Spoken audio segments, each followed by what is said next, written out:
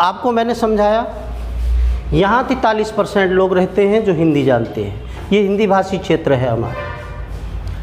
इसमें मैंने बताया, और पूरे देश में कितने बताया, 46% लोग हैं, चूँकि 3% अदर में भी है। अब ये आता है कि आपने बोला था कि भारत बहुभाषी क्षेत्र है, बहुत सारी भाषाएं इसमें बोली जाती हैं। लगभग 160 भाषाएं तो भारत की के बारे में काफ़ी अच्छी तरह से जानते हैं। 160 भाषाएं हैं और लगभग 2000 के करीब बोलियां हैं उन भाषाओं की। कितनी बोलियां हैं? लगभग 2000 बोलियां हैं। ऐसे ही हमारी हिंदी भाषा है तो उसकी भी अनेक बोलियां हैं। प्रश्न आ जाता है आपके यहाँ कि हिंदी में कितनी बोलियां हैं। पहले आ रहा था 17 का ऑप्शन आ रहा था, राइट आंसर जो करते थे कि हिंदी की 17 बोलियां हैं। लेकिन एक दो एग्ज़ाम ऐसे आए जिनमें क्या हुआ, 18 का राइट माना गया। यूपी टेट में भी आया था एक बार। नहीं, बोलियां हिंदी में भैया, हिंदी हमारी भाषा है तो उसमें जो बोलियां हैं वो कितनी हैं, 18 अब आ रही हैं, क्योंकि दक्षिणी हिंदी को भी उसमें जोड़ा गया है। जो कहाँ बोली जाती है, दक्षिण में, यानी आपके महाराष्ट्र में, आपके आंध्रा में भी बोल रहे हैं, कर्नाटक तक बोल रहे हैं लोग। लेकिन वो कैसी बोली है, वो उर्दू मिश्रित है। उसमें क्या है, थोड़ा सा उर्दू मिश्रित वो बोली है, उसको दक्षिणी हिंदी का नाम दिया जा रहा है, तो वो 18वीं जोड़ रहे हैं। अगर ऑप्शन आता है 18 का उसमें तो आप 18 को करना। अगर 17 ही आ रहा है, 18 नहीं दे रहा है, तो आपको कौन सा करना पड़ेगा, 17 को राइट करने का। अब मैं आपको इस हिंदी के बारे में मैंने बताया वो 17 बोलियां कहाँ कहाँ बोली जाएंगी उसको बताना चाहूँगा। ये हमारा क्षेत्र है, इसी में हमारी 17 बोलियां हैं। पहले इसको 5 क्षेत्रों में बांटा गया है, हिंदी भाषी क्षेत्र को। कितने क्षेत्रों में? जो हमारा हिंदी भाषी क्षेत्र है, हिंदी भाषी क्षेत्र, ये हमने कितने भागों में बांट रखा है, 5 में। पहला है, फर्स्ट में आप देखेंगे वो है हमारा पश्चिमी हिंदी, पश्चिमी हिंदी। दूसरा है हमारा राजस्थानी हिंदी।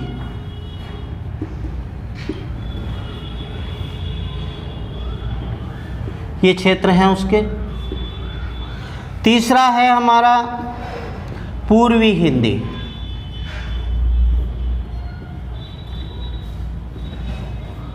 और चौथा है बिहारी हिंदी।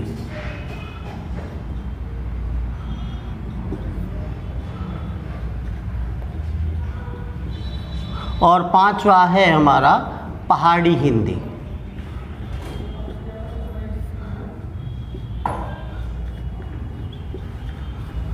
तो ये क्षेत्र हैं 5, ऐसे हम इसको क्षेत्र करके दे देंगे, ठीक है ना।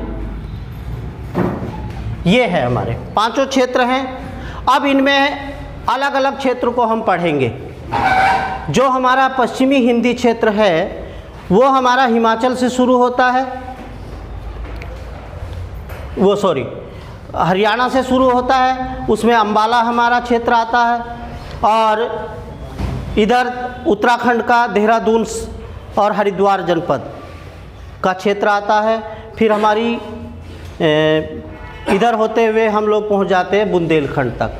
ये पश्चिमी, इसमें जो बोलियां हैं उनको हम पढ़ेंगे। सबसे पहले वाली क्षेत्र में जिसे हम क्या कह रहे हैं, पश्चिमी हिंदी क्षेत्र।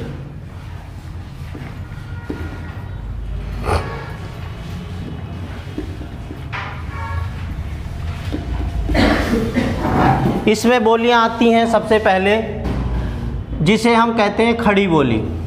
क्या कह रहे हैं, खड़ी बोली क्षेत्र। ये खड़ी बोली है।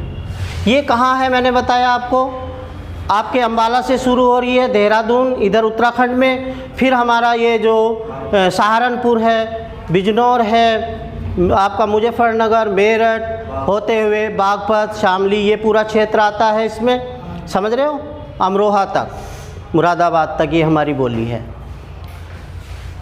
और ये दिल्ली तक हमारी चली गई है। कहाँ तक है ये खड़ी बोली?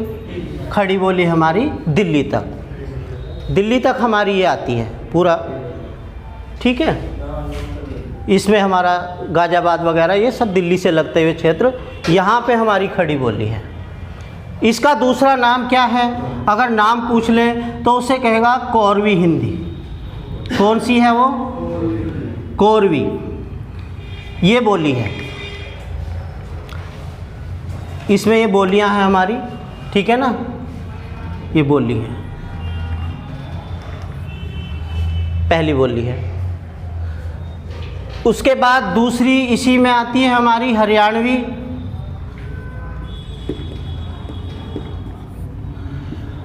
ये क्षेत्र कहलाता था बांगर, तो इसको बांगरू भी कहा गया है। क्या कहा गया है? बांगरू। हरियाणा का जो क्षेत्र था, देखिए एक खादर होता है, एक बांगर होता है। खादर होता है ताजी भूमि जो नदियों द्वारा छोड़ी गई है, बनाई गई है। जो पुरानी है वो बांगर होता है। वहाँ तो ये पुरानी भूमि है हमारी, जो उपजाऊ भूमि है, उसमें ये हरियाणवी बोली है वहाँ के लोगों की जो बोली जाती है। पूरा हरियाणा हमारा उसमें आता है। तीसरी बोली जो है हमारी पश्चिमी हिंदी क्षेत्र में जो आती है वो है ब्रज। कौन सी है? ब्रज बोली। वो ब्रज है, वो हमारी कहाँ से शुरू होती है? बुलंदशहर से शुरू हो जाती है, मथुरा में, आगरा में और आपके एटा में, और बदायूं तक बोली जाती है। कहाँ तक बोली जाती है? बदायूं तक बोली जाएगी। ये ब्रज है। ब्रज का साहित्य आपने जाना, सूरदास जी ने ब्रज में एक ग्रंथ लिखा है, वात्सल्य रस का भंडार है, सूरसागर, है ना। तो ब्रज की बोली है, ये ब्रज वाला क्षेत्र है। उस क्षेत्र में जहाँ जो मैंने आपको गिनाए हैं जिले, वहाँ पे ब्रज बोली। चौथी जो है इसमें जो बोली बोली जाती है उसका नाम है कन्नौजी। कौन सी है? कन्नौजी। कन्नौज एक शहर है उत्तर प्रदेश का। पहले जब राजपूताना राज्य होते थे, कन्वज वो कहलाता था। क्या कहलाता था? कन्वज। एक जयचंद नाम का राजा वहाँ होता था, है ना, पृथ्वीराज चौहान के समय में, गौरी के समय में। तो ये कन्नौज है, वहाँ का एक चीज़ फेमस है, आप जानते होंगे, इत्र, है ना, इत्र की नगरी है कन्नौज। तो कन्नौज में ये हमारा कन्नौज पड़ता है इटावा के आसपास, लखनऊ से पश्चिम में है इटावा वगैरह, यानी चंबल का जो क्षेत्र आता है ना, उस इलाके में है, वहाँ है। और ये बोली हमारी कानपुर और उससे आगे एक फतेहपुर डिस्ट्रिक्ट पड़ता है ना, वहाँ तक बोली जाती है कन्नौजी, ठीक है ना। आपका कन्नौज और कन्नौज के आगे आपका इटावा वगैरह है, और वहाँ से आगे आपके इस फैन चलाओ, ये गर्मी बहुत हो रही है। अच्छा, तो ये कन्नौजी है, मैंने आपको इसका क्षेत्र बताया। हिंदी की बोली है, कौन से क्षेत्र की बोली है? पश्चिमी की, पश्चिमी हिंदी क्षेत्र की बोली है। इसके आगे हम आगे बढ़ते हैं तो बुंदेलखंड आ जाता है, यानी आपके उत्तर प्रदेश का जो दक्षिणी और पश्चिमी भाग है ना, बिल्कुल दक्षिण चले जाओ और एमपी तक चला गया वो क्षेत्र। बुंदेलखंड जो है पठारी भाग है, वहाँ के लोग एक बोली बोलते हैं जिसे कहते हैं बुंदेली। ये बुंदेली है, समझ रहे हो ना। एमपी तक बुनती है, एमपी में भोपाल वगैरह जहाँ तक है वो सारा बुंदेली लोग वहाँ की बोलते हैं। तो पश्चिमी क्षेत्र में आपकी ये आ जाती है। ये क्षेत्र मैंने देखो यहाँ से पहले लिया हुआ है ऐसे दिल्ली तक होते हुए और आपका ये एमपी तक पहुंचा दिया। ये क्षेत्र है यहाँ से जो हमारा पहला क्षेत्र है पश्चिमी हिंदी क्षेत्र, ऐसे होते हुए आ गया।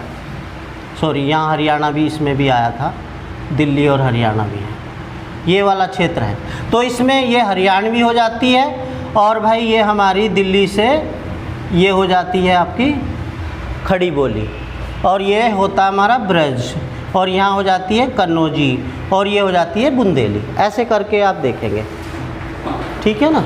ये क्षेत्र हटा देते हैं, ये दूसरे वाला, ये वाला भाग है। अब हम दूसरे वाले क्षेत्र में पहुँचते हैं। 5 बोलियाँ मैंने बताई, किसमें है? पश्चिमी हिंदी क्षेत्र में है। किसमें है? पश्चिमी। अब दूसरा जो क्षेत्र है हमारा वो कौन सा है? राजस्थानी। कौन सा क्षेत्र है भाई? राजस्थानी। राजस्थानी हिंदी क्षेत्र में भी हमारी 4 बोलियां बोली जाती हैं। दूसरा क्षेत्र है सेकंड वाला, राजस्थानी हिंदी क्षेत्र।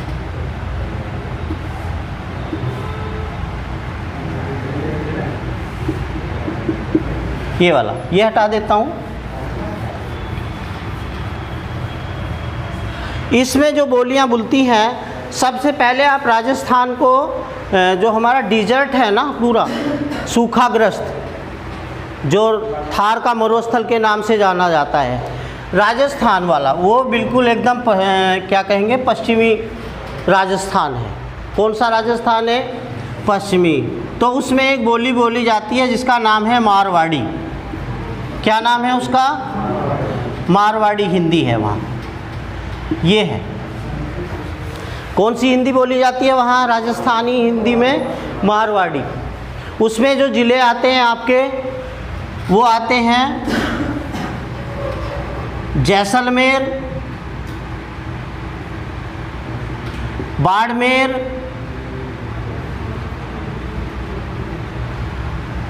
बीकानेर।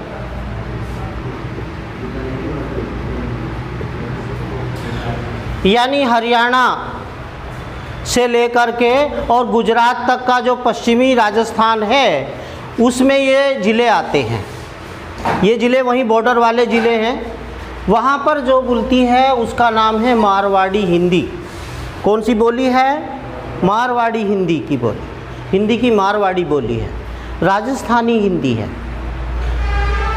इसमें ये नागौर तक बोलती है। कहाँ तक बोलती है? नागौर डिस्ट्रिक्ट है वहाँ तक बोलती है।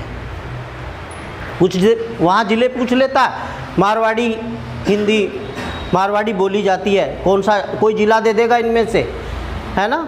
तो आपको पहचानना ये वाले ज़िले हैं जो हमारे बिल्कुल राजस्थान के पश्चिम वाले ज़िले हैं। इसके बाद दूसरी बोली राजस्थानी हिंदी में है, उसको कहते हैं जो मध्य वाला राजस्थान है, जिसमें आपका जयपुर से लेकर आपका जोधपुर वगैरह पड़ते हैं, वो वाला बीच वाला है, और गुजरात तक का, गुजरात के पास तक पहुंच जाता है वो क्षेत्र, उसे कहते हैं जयपुरी, जयपुरी हिंदी। ये बोली है वहाँ की। इसे दूसरा नाम भी दिया गया है ढूंढाड़ी। ढूंढाड़ी, ढूंढाड़ी, ये ढूंढाड़ी भी इसको वहाँ के लोग बोलते हैं। हम लोग कह रहे हैं जयपुरी हिंदी है, वहाँ इसका दूसरा नाम है ढूंढाड़ी। ये मध्य राजस्थान है। और जो हरियाणा से लगा हुआ राजस्थान है, जिसमें आपके जनपद अलवर वगैरह पड़ते हैं, है ना, हरियाणा से लगे हुए भरतपुर वगैरह डिस्ट्रिक्ट पड़ते हैं, वो वाला जो है उसमें तीसरी बोली है, उसे कहते हैं मेवाती। वो इलाका है मेवात का। बात नहीं करें दोस्तों, आपको काम आएगी, क्योंकि वो ज़िले पूछ लेता है। ऐसे नहीं है आपको, अगर वो SI की नौकरी दे रहा है तो यूँ ही नहीं दे देगा आपको अच्छे। ये मेवाती हिंदी की बोली है। कौन सा है? हरियाणा यानी से लगा हुआ क्षेत्र है, उत्तरी राजस्थान है। कौन सा राजस्थान है ये? उत्तरी राजस्थान। मेवात का इलाका कहलाता है, इसको कहते हैं मेवात, समझ रहे हो? पे वो आती है हमारा जो पूर्वी और दक्षिणी राजस्थान है, पूर्वी और दक्षिणी राजस्थान, वो उसमें जो क्षेत्र आता है जैसे कोटा वगैरह और चित्तौड़गढ़ वगैरह उसमें आते हैं, समझ रहे? कोटा है, बूंदी है, वो वाले जो एमपी से लगते हुए ज़िले हैं।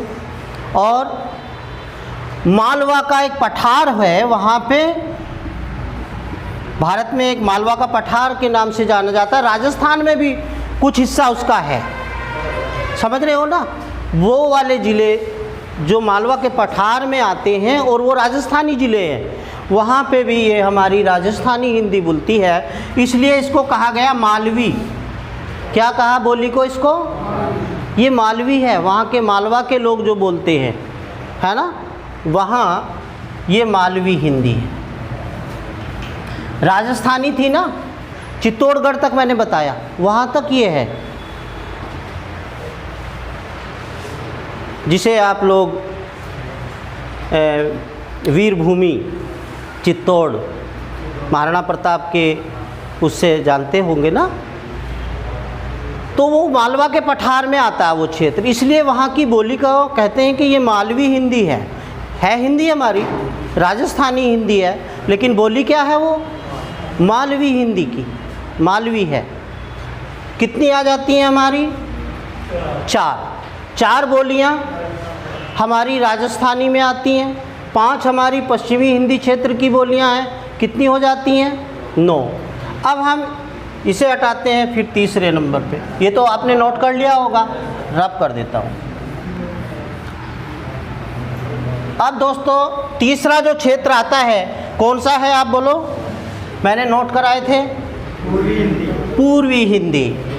ये पूर्वी हिंदी आप लोग तीसरा क्षेत्र है, पूर्वी हिंदी क्षेत्र, पूर्वी हिंदी क्षेत्र। अच्छी तरह से समझ लोगे तो तुम कभी नहीं भूलोगे, कहीं से भी पूछ ले आपसे, और मैं इन्हीं में से ज़िले पूछे जाते हैं, आपको इन 3 बोलियों पे विशेष ध्यान रखना है, ये पूर्वी हिंदी में आती हैं। फर्स्ट है जिसे कहते हैं अवधी, ये अवधी हमारी बोली है, अवधी पूर्वी हिंदी क्षेत्र की बोली है। उत्तर प्रदेश के 22 जनपद में ये बोली जाती है, आपके बरेली से शुरू हो जाती है और आपका इलाहाबाद तक पहुंच जाते हैं। लखनऊ उसका केंद्र है एक तरह से, है ना। 22 जिलों में बोलती है। अवधी भाषा में हिंदी के 2 बड़े ग्रंथ लिखे गए हैं, है ना, महाकाव्य कहें उन्हें, है। एक तो आपका है रामचरितमानस, है ना, रामचरितमानस किन्होंने लिखा? तुलसीदास जी ने, ये अवधी में ही है। दूसरा एक और ग्रंथ पूछ लेता अवधी में लिखा गया ग्रंथ है तो वहाँ एक देगा ज़रूर आपको, तो रामचरितमानस है, और एक जायसी जी का है पद्मावत।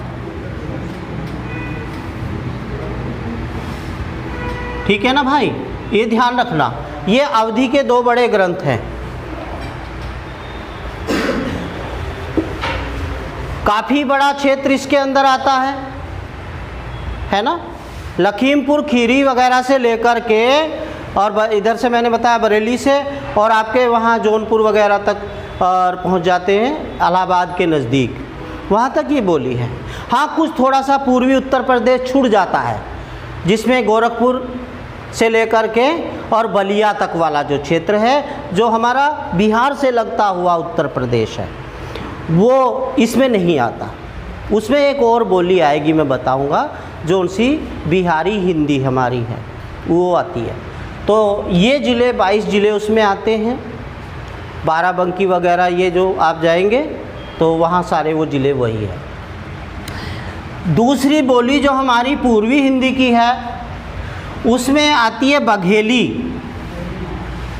बघेलखंड हमारे उत्तर प्रदेश में भी है और एमपी में भी वो क्षेत्र फैला हुआ है। यानी विंध्याचल पर्वत के पूर्व में, वहाँ विंध्याचल का भी कुछ क्षेत्र आता है, मिर्ज़ापुर, सोनभद्र है ना, ये डिस्ट्रिक्ट पड़ते हैं।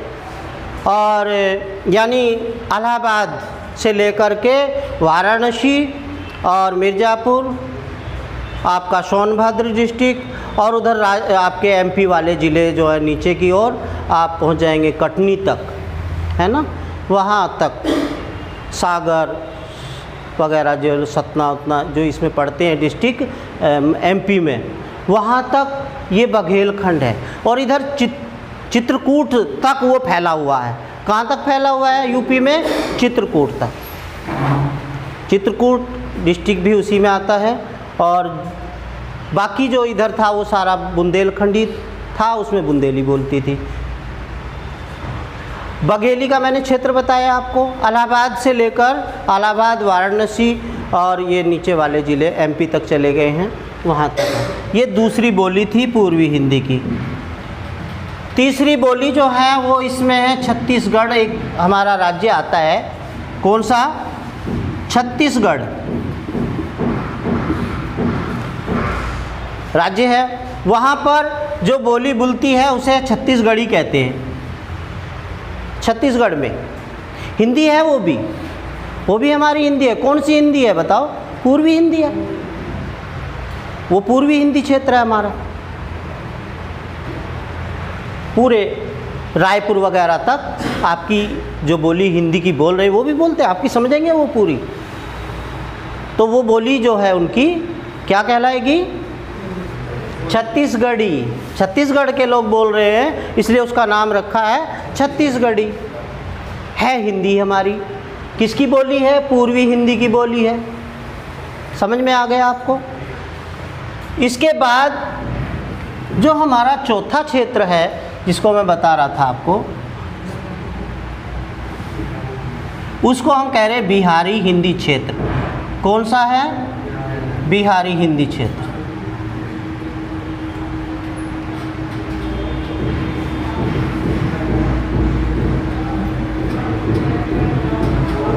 इसके अंदर हमारी 3 बोलियां आती हैं बिहारी हिंदी क्षेत्र में भी। यानी बिहार और जो झारखंड है ना हमारा, वहाँ तक ये क्षेत्र बोला जाता है। क्योंकि आप जानते हैं झारखंड भी बिहार का एक हिस्सा था, अब दूसरा राज्य बना दिया गया है। तो उसमें भी 3 बोलियां हमारी हैं। सबसे बड़े भूभाग में बोली जाने वाली और अधिकांश लोगों द्वारा बोली जाने वाली बोली है बिहारी में भोजपुरी। कौन सी है? भोजपुरी। ये हमारे पूर्वी उत्तर प्रदेश के मैंने बताए, गोरखपुर है, आपके देवरिया है, मऊ है, गाजीपुर है, बलिया है। ये जो ज़िले उत्तर प्रदेश के हैं ये भी भोजपुरी बोलते हैं। ये अवधी नहीं बोलते, भोजपुरी बोलते हैं। बिहार से लगे हुए जो ज़िले हैं हमारे यूपी के, और बिहार के बाकी जितने हमारे यूपी से लगे हुए ज़िले हैं, पटना तक। कहाँ तक? पटना तक। वहाँ तक ये बोली बोलती है। यानी उत्तर प्रदेश और उससे आगे बिहार, पटना तक का बिहार, वहाँ तक जो है ये भोजपुरी बोली बोली जाती है। मेन बोली है वहाँ की। और कभी कभी पूछ लेता है ज़िले, कौन सा ज़िला में भोजपुरी बोली जाती है। यूपी में पूछ लेता है तो आप बलिया को विशेष रूप से लेंगे। वहाँ अगर बलिया दे दिया है तो बलिया में पूर्ण रूपेण भोजपुरी बोलते हैं यूपी में। दूसरा एक और बोली वहाँ बोली जाती है बिहारी हिंदी में, जिसे हम कहते हैं, जो आप पहले से एक क्षेत्र है सीता जी के जन्म स्थल के रूप में जाना जाता है, वो क्षेत्र मिथिला। तो वहाँ पे एक बोली बोलती है, मिथिला वालों की बोली है मैथिली। कौन सा बिहार है? उत्तरी बिहार है, नेपाल से लगता हुआ बिहार है वो। कौन सा बिहार है? समझ रहे हो, जो नेपाल के नीचे वाला, नेपाल के पास वाला अर्थात उत्तरी बिहार, भागलपुर तक, जो यानी पश्चिम बंगाल की जो सीमाओं तक, जो हमारा उत्तर वाला बिहार है, ऊपर वाला, वहाँ ये मैथिली बोली जाती है। ठीक है ना। पटना से आगे चलोगे और ऊपर वाला जो बिहार है, गंगा के और नेपाल के बीच वाला बिहार, वहाँ पे ये बोली मैथिली बोली जाती है। ठीक है। तीसरी जो बोली है बिहारी हिंदी में, उसको कहते हैं मगही। मगही ये वाला जो क्षेत्र है जहाँ पे हमारा नालंदा विश्वविद्यालय अब पुनर्जीवित किया जा रहा है, यानी उस यूनिवर्सिटी जो हमारी प्राचीन विश्वविद्यालय हुआ करता था, भारत का गौरव, वो विदेशी शक्तियों ने उसको नष्ट भ्रष्ट कर दिया था। अब वो भारत सरकार उसका पुनरुद्धार कर रही है, फिर से कह रहे हैं कि 7 देशों के छात्र वहाँ पढ़ने आए हुए हैं, चल रही है यूनिवर्सिटी वो। हाँ, पहले तो खंडर बना दिया गया है, विदेशियों ने उसको तहस नहस कर दिया था। नालंदा और कौन सा देखिए, ये हमारा दक्षिणी बिहार है। कौन सा बिहार है दोस्तों? ये दक्षिणी बिहार है और ये रांची तक बोली जाती है। झारखंड की जो राजधानी है रांची, वहाँ तक ये बोली मगही। राजगीर एक जगह है ना बिहार में, है ना, जो कभी पहले क्या कहलाता, अशोक के ज़माने में राजगृह क्या कहलाता था, ये अपना नालंदा उसी के पास है। तो दक्षिणी बिहार में एक बोली बोली जाती है जिसका नाम है मगही, राइट। उसे आप समझेंगे झारखंड तक वो है, क्योंकि झारखंड भी हमारा हिंदी भाषी है, तो उसमें कौन सी बोली, अगर वो पूछेगा कौन सी बोली बोली जाती है, तो मगही, उसको हम क्या देंगे, मगही। अच्छा, ये हिंदी की जो बोली है ये झारखंड तक, बिहार, दक्षिणी बिहार और झारखंड तक बोली जाती है। अब हमारा 5वां क्षेत्र रह जाता है जिसे हम कहते हैं पहाड़ी हिंदी। भाई पहाड़ के लोग भी हमारे हिंदी बोलते हैं, जैसे हमारा उत्तराखंड है और जैसे मैंने आपको बताया अपना हिमाचल है, वहाँ भी लोग हिंदी बोलते हैं। तो उस हिंदी को क्या नाम दिया गया है, पहाड़ी हिंदी क्षेत्र। और उसमें 2 बोलियां मेन हैं, मैं आपको बताऊंगा।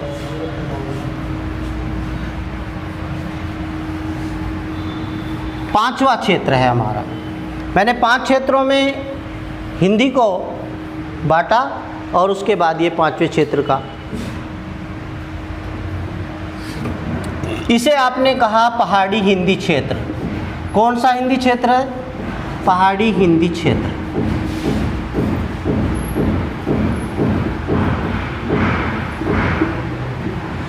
इसमें एक बोली है, आप जानते हैं उत्तराखंड 2 भागों में समझा जा सकता है बोली के हिसाब से। जो हमारा एक गढ़वाल के रूप में जाना जाता है, जिसमें आपके देहरादून, टिहरी, चमोली है ना, और इधर आप देखेंगे जो गंगा के पूरब में है, यानी हरिद्वार, बीसी से आगे ऊपर देखेंगे टिहरी और पौड़ी, श्रीनगर तक का क्षेत्र, और ऊपर चमोली, गोपेश्वर तक जहां आप देखते हैं, वो जो क्षेत्र है वो गढ़वाल है। कौन सा क्षेत्र है वो? गढ़वाल। तो वहाँ के लोग, जो पहाड़ी लोग हिंदी बोलते हैं हमारे, वो गढ़वाली के नाम से जाना जाता है। वो कौन सी बोली है उनकी? वो गढ़वाली। गढ़वाल के लोग जो हिंदी बोल रहे हैं, जो पहाड़ी हिंदी क्षेत्र में आ रहा है, तो उसे हम कहेंगे गढ़वाली हिंदी। कौन सी बोली है वो? गढ़वाली है। अच्छा, जो पूर्वी उत्तराखंड है हमारा, यानी कि आप इधर से नैनीताल की ओर से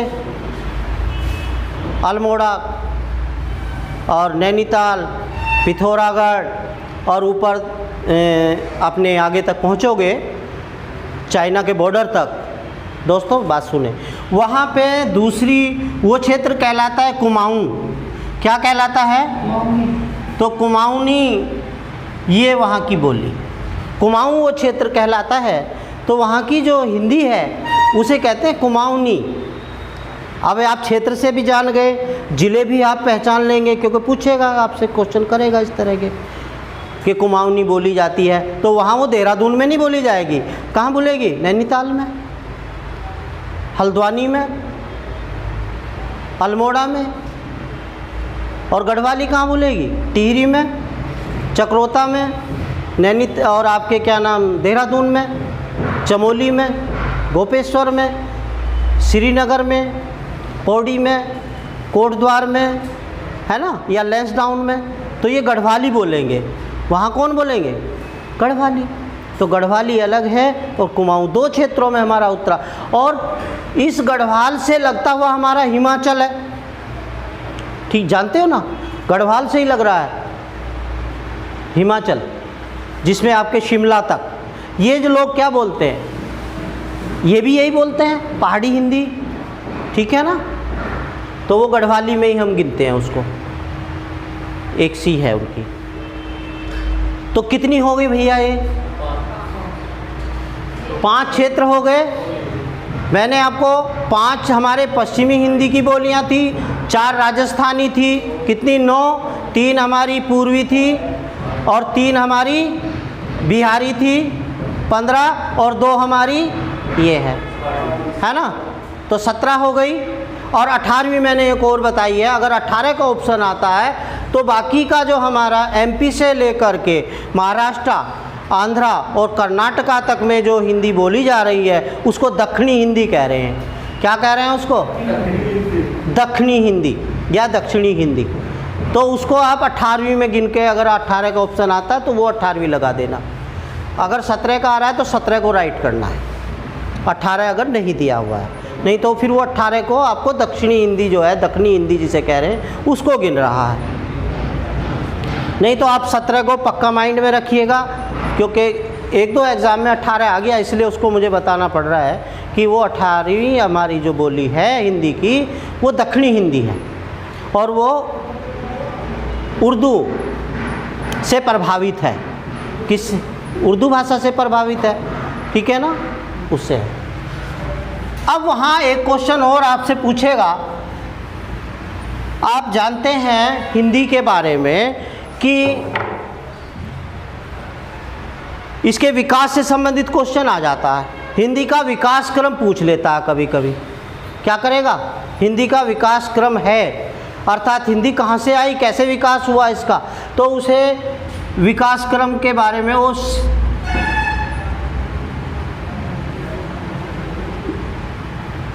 पहले भारत में एक भाषा बोली जाती थी, उसका सबसे पहली भाषा, जिसे आप किस नाम से जानते थे?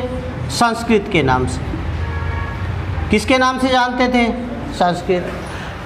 तो ये क्रम हमें जानना है, क्योंकि पहली जो हमारे पास प्रमाण है, वो भाषाई ज्ञान जो हमें लिखित रूप में प्राप्त हो रहा है भारत का, वो संस्कृत से शुरू हुआ, जिसे हम वैदिक संस्कृत के रूप में जानते हैं। वेद हमें मिलते हैं, समझ रहे हो ना, वेद हमें सबसे पहले मिलता है, और वेद में भी सबसे पहला वेद ऋग्वेद आपको प्राप्त हुआ, तो वो संस्कृत में लिखा हुआ है। कौन सी संस्कृत है? वो वैदिक है।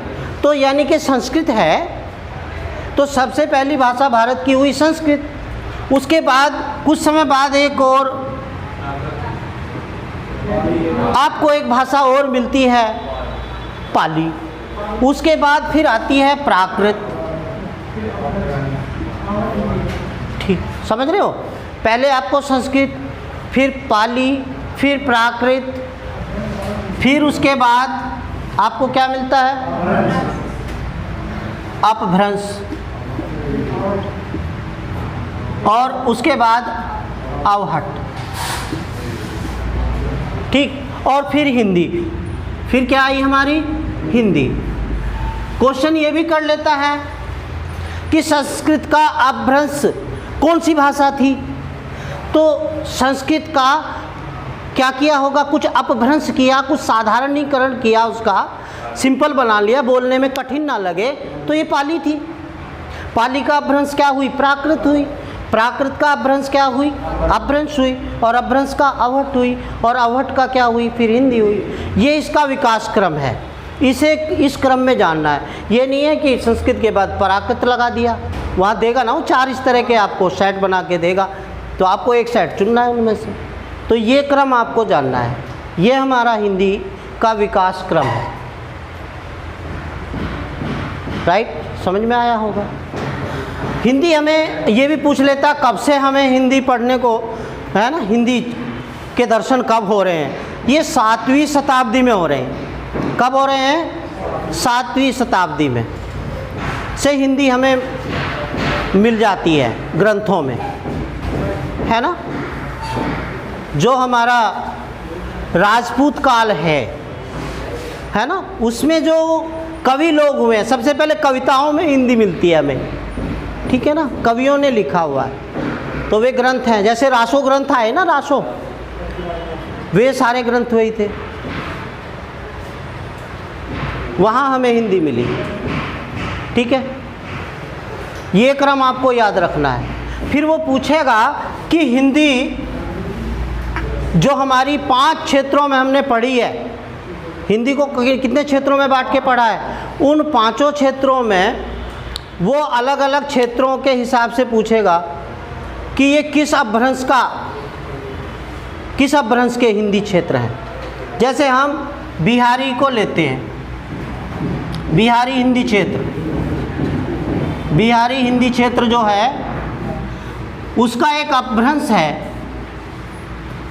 उस क्षेत्र की जो बोलियां हैं, बिहारी हिंदी क्षेत्र में 3 बोलियां आती हैं ना, वे कौन से अपभ्रंश से बनी हैं? उसे एक उत्तर आप उसका नोट कर लेंगे, है मागधी, मागधी अपभ्रंश है वो।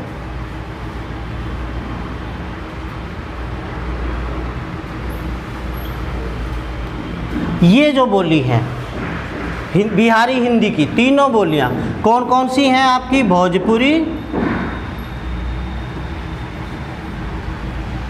दूसरी आपकी मैथिली, और तीसरी मगही। अब ये आप जानते हैं कि ये मगध का क्षेत्र होता था बिहार। बिहार राज्य जो है, जिसमें आपका क्या है, झारखंड भी है आज, वो सारा मगध होता था। अशोक के ज़माने में आपने पढ़ा, उससे पहले भी आपने मगध राज्य पर, है ना, चंद्रगुप्त मौर्य के समय में भी आपने पढ़ा, मगध एक बहुत बड़ा राज्य होता था भारत का, वो मगध ही था। तो वहाँ जो अपभ्रंश चल रहा था, जिनसे हमारी बोलियाँ बनी, वो कौन सा अपभ्रंश था? मागधी अपभ्रंश। बिहारी हिंदी, तीनों हिंदी बोलियाँ किस अपभ्रंश की देन है? समझ गए ना, मागधी की। अब फिर हमारा आता है पूर्वी हिंदी क्षेत्र, क्योंकि ये भी उसी मगध से लगा हुआ है ना। प्राचीन जो मगध होता था उसी से लगता हुआ क्षेत्र है, नज़दीक वाला क्षेत्र है, जिसमें कौन सी हिंदी आती है हमारी? पूर्वी हिंदी क्षेत्र, पूर्वी हिंदी क्षेत्र। उसमें भी आपकी 3 बोलियां हैं दोस्तों।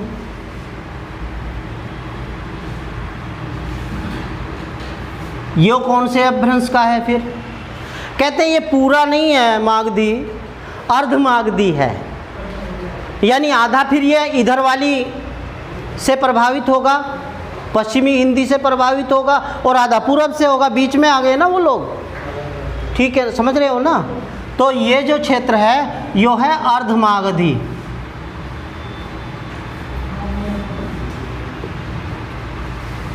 ये अर्ध मागधी अपभ्रंश है। इसका अपभ्रंश कौन सा हुआ? पूर्वी हिंदी क्षेत्र का, जिसमें आपकी कौन सी है? अवधी, अवधी है, बघेली है और छत्तीसगढ़ी है।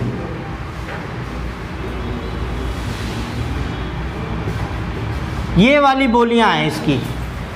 तो ये इसका, इनका अपभ्रंश क्या है? अर्धमागधी। भाई पूर्ण रूपेण मगध वाले लोगों की जो उन्होंने चेंज किया था, किसमें? है भैया, मगही, समझ रहे हो ना। तो ये तीनों बोलियों का जो अपभ्रंश है, ये किस अपभ्रंश की देन है? अर्धमागधी की। अच्छा, हमारी जो पश्चिमी हिंदी है जिसमें आपकी खड़ी बोली भी आती है, ये है एक पश्चिमी हिंदी क्षेत्र।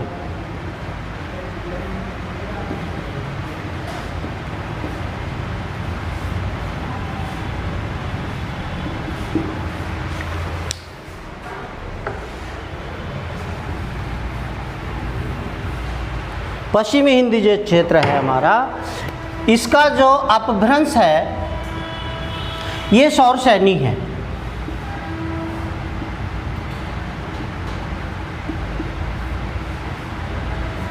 सौरसैनी अपभ्रंश। और राजस्थानी का भी,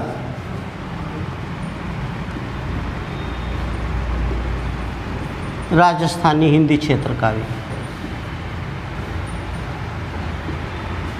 ये भी सौरसैनी अपभ्रंश से ही बना है।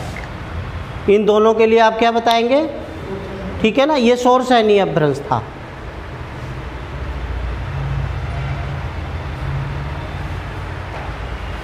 ये सौरसैनी अपभ्रंश, ये यहाँ की जो पश्चिमी हिंदी क्षेत्र में आने वाली बोलियाँ और राजस्थानी क्षेत्र में आने वाली बोलियाँ सारी किसकी हैं? आपकी सौरसैनी अपभ्रंश की देन हैं। अगर पूछ लेना वो राजस्थानी, इनकी बोलियों को भी आप नोट कर लेंगे जैसे मैंने किया हुआ है। आप इनको ऐसे ऐसे इनके सामने कि इनकी बोलियों का अपभ्रंश ये है। कहते खड़ी बोली किस अपभ्रंश से बनी है, तो आप बता देंगे सौरसैनी से, है ना। अब आता है फिर आपका पहाड़ी हिंदी क्षेत्र। पहाड़ी हिंदी क्षेत्र, इसका जो अपभ्रंश है उसे खस या ब्राचड़ ये नाम दिया गया है। ये उस अपभ्रंश की देन है। पहाड़ी हिंदी जो हमारी है ये खस या ब्राचड़ नाम से एक अपभ्रंश था, उसकी देन है। ठीक है भैया, इनको समझ के रखना। कहीं भी आपसे इस तरह से क्वेश्चन आ जाए तो आपको उसका उत्तर देना है।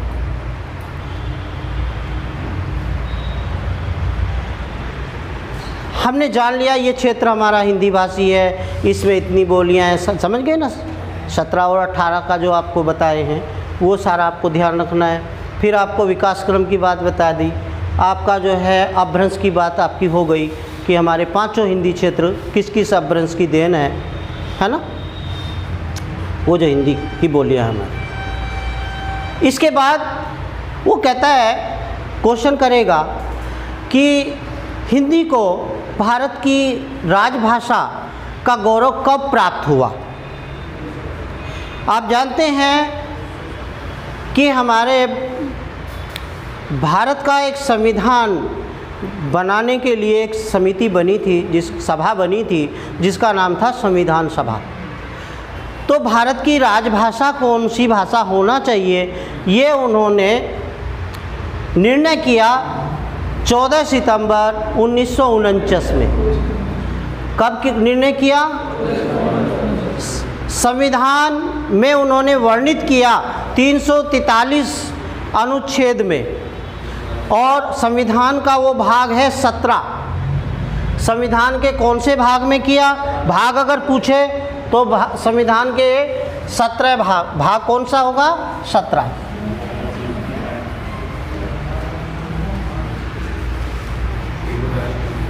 याद रखना इस बात को।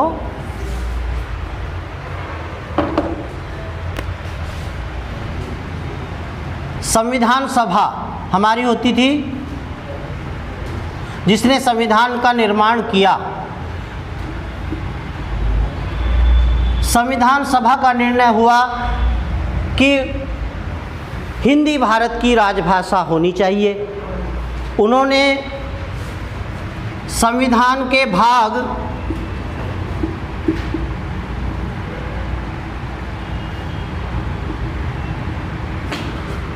17 में कभी पूछ लेता है ना कौन से भाग में है, तो संविधान के भाग 17 और अनुच्छेद 343 में ये वर्णन किया कि भारत की राजभाषा हिंदी होगी जो देवनागरी लिपि में लिपिबद्ध होगी। हिंदी तो होगी, लेकिन साथ में उन्होंने लिपि भी बताई। कौन सी लिपि होनी चाहिए उसकी? देवनागरी लिपि होनी चाहिए। देवनागरी लिपि में वो लिखी हुई होनी चाहिए। 343 में भाग 17 है, अनुच्छेद 343 है। अच्छा, और डेट क्या बताए, कौन सी थी वो? 14 सितंबर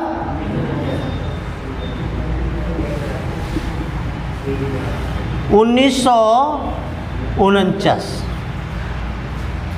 ये इस तिथि में उन्होंने किया।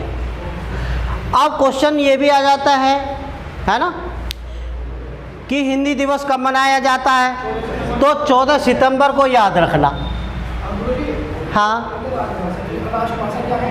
देखो राष्ट्रभाषा क्या होती है? सर्वाधिक राष्ट्रवासियों द्वारा, यानी राष्ट्र के निवासियों द्वारा, ज़्यादातर लोगों द्वारा, सर्वाधिक लोग जिस भाषा को जानते हैं, पढ़ते हैं, बोलते हैं, वो ही देश की राष्ट्रभाषा का गौरव प्राप्त करती है। अब हिंदी को आप जान रहे हैं अकेली, भाई 22 भाषाएं संविधान में आपकी वर्णित हो गई। 22 भाषाओं में से अकेली भाषा हिंदी 46% लोगों द्वारा बोली जा रही है। तो आप मानिए सब सर्वाधिक अकेली भाषा के 46% हैं, और बाकी 21 के जो हैं कितने रह गए? 54, है ना? तो 21 के तो बोलने वाले हैं आपके 54% लोग, और एकली भाषा के बोल रहे हैं 46% लोग। तो वो भाषा तो स्वयं ही राष्ट्रभाषा का गौरव प्राप्त कर लेगी, उसे वो राष्ट्रभाषा ही मानी जाती है। क्योंकि राष्ट्रभाषा वही किसी भी देश की हो जो सबसे अधिक उस देश के निवासी बोलते हो, वही राष्ट्रभाषा होती है। इसे किसी से ये गौरव प्राप्त करने की वो नहीं होती कि वो सम्मान देगा, वो तो खुद ही देश में अपने आप सम्मानित हो जाती है। राजभाषा ही अधिकांशतः वही बनाई जाती है जो सर्वाधिक लोगों द्वारा बोली जाती है, और वही राष्ट्रभाषा बन जाती है। समझ रहे हो ना? तो ये इससे हिंदी भाषा का जो आपको बताया कब इसको मान्यता मिली, 14 सितंबर 1949 को संविधान सभा में, है ना, ये पारित किया गया कि हिंदी भारत की क्या होगी? राजभाषा होगी, देवनागरी लिपि में लिखी जाएगी। समझ में आता है यहाँ तक?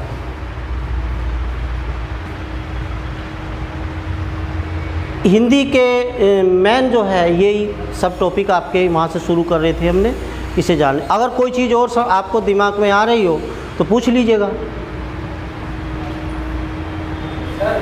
हाँ बोलो। राष्ट्रभाषा नहीं है, लेकिन राजभाषा ही अधिकांशतया काहे की है, मतलब राष्ट्रभाषा के गौरव को प्राप्त करती है, वही मानी जाती है। जो राजभाषा होती है वही राष्ट्रभाषा मानी जाती है। ठीक है।